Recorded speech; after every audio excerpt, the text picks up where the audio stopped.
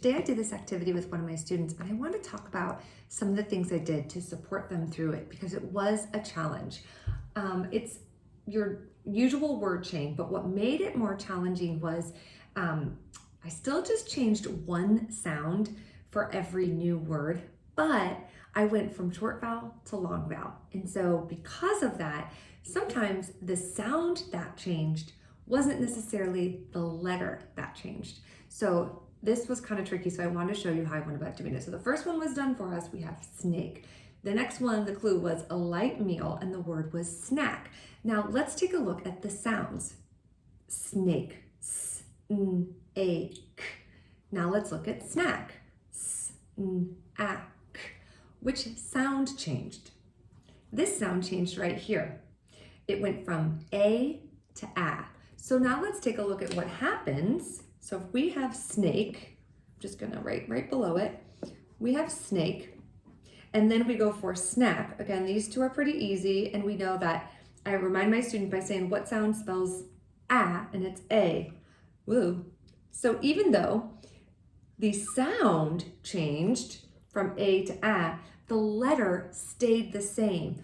But why is that? Well, what happens is that it's not just that when you change that sound, the same letter represents that short A sound. But now let's go to the sound k.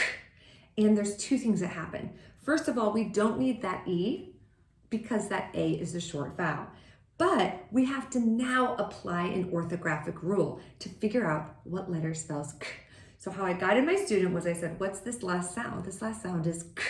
How do we spell k at the end of a word right after a short vowel? And then if they got kind of stuck, I would say, let's write our options for k. How do we spell k? We can spell it with C, we can spell it with K, and we can spell it with CK. Now we know at the end of a word, which one do we never use at the end of a one syllable word? We don't really use C. So now here's our choices left. We have CK or K. And so then I, again, ask the question, how do we spell k at the end of a word after a short vowel? Which one comes after a short vowel? And it's CK. So now we kind of talked about how interesting it was the vowel sound that changed, but we had to apply a lot of things that we learned to figure out which letters actually changed. Then the next ones were a little bit easier, but the one after that, we had to take away a sound. So again, this is high level phonemic awareness stuff. So we had snack, and so I'd have my students say snack, and they already have that written. And then I'd say, now we want, the clue was another word for bag, and so it's sack. How do we go from snack to sack? So we're gonna take away that n sound to make sack.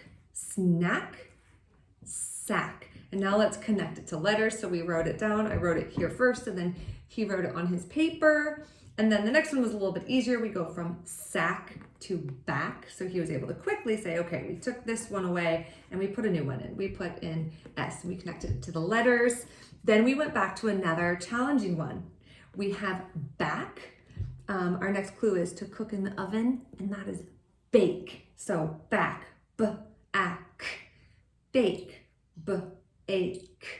Which sound changed? It was this sound that changed, and I'm going to identify what sound changed. It went from A to A. All right, so we had back, and I'm going to compare it again. I want to connect to the letters, and we're going to bake. What letter spells A? And then how do we spell k at the end of this word? So we have a long vowel here, and if I need to, again, I'm going to write my choices.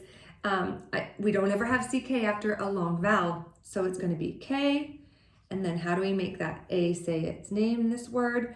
It's an E. So then they wrote it over there. So this was just a great activity that involved some pretty high level phonemic awareness skills, but then we also connected to the letters, and we did some orthographic rules, both the silent E and the CK. And again, it's great review because CK we taught a little while back, but now that we have that silent E, it's always a great time to revisit CK because it can be super tricky. And then coming next is going to be CE, which spells S in a couple lessons. So I'm going to even revisit it again.